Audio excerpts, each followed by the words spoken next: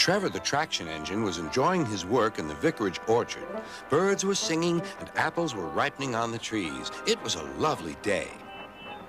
Hello, Trevor, said James. You look as bright and cheerful as my red paint.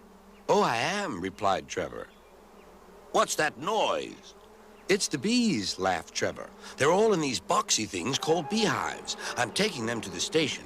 The vicar says his bees make good honey, and he's giving some of them to his friends.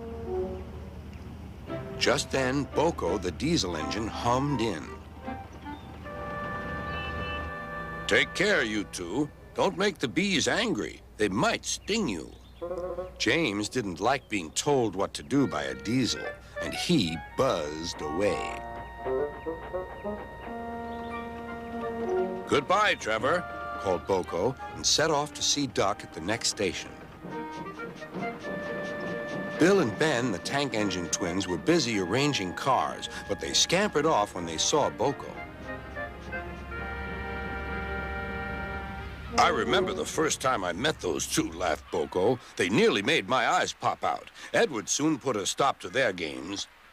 Edward is the only one who can keep Bill and Ben in order, chuckled Duck. I sometimes call them the bees. A good name, replied Boko. They're terrors when they start buzzing around. James bustled in. What's that, Duck? Are you afraid of bees? They're only insects after all, so don't let that buzzbox diesel tell you different. His name is Boko, and he didn't. I wouldn't care if hundreds were swarming around. I'd just blow smoke and make them buzz off. Buzz, buzz, buzz, retorted Duck. The next morning, James arrived at the station to collect his coaches. The passengers were excited and keen to get on board. The platform was crowded, and the porter was in a hurry. Mind your backs, he shouted. Then there was trouble. The beehive fell and broke open. The station cleared like magic. James heard a familiar buzzing. The bees were too cold to be cross, so they buzzed around the fireman, hoping he'd mend their hive. But he didn't understand, nor did his driver, so the bees turned to James. His boiler was nice and warm. Buzz off, hissed James. One bee burnt his foot. Ooh, ooh. The bee thought James had burnt him on purpose.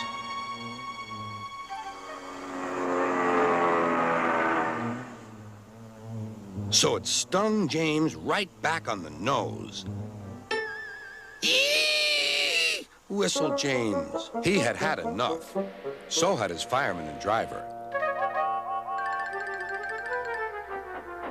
They didn't notice till too late that they had left all their coaches behind.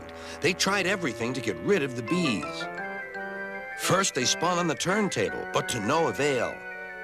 They tried washing them off, but the bees clung harder to James's warm boiler.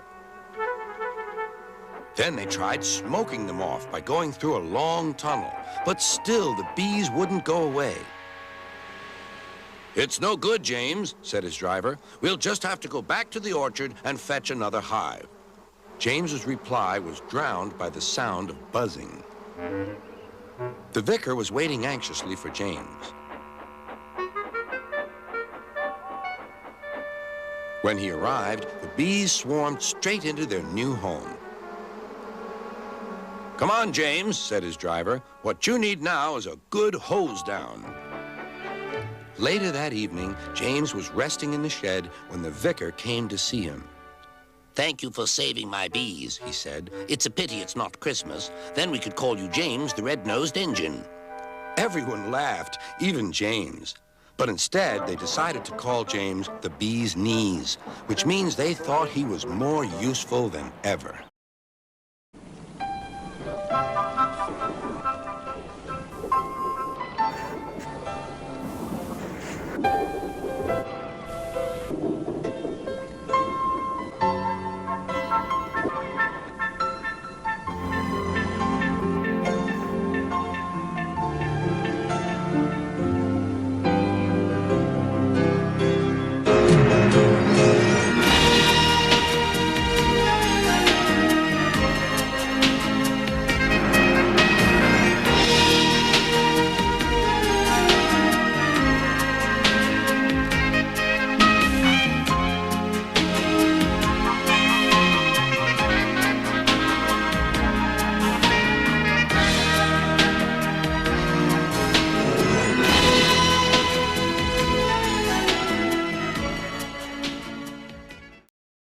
You like jazz.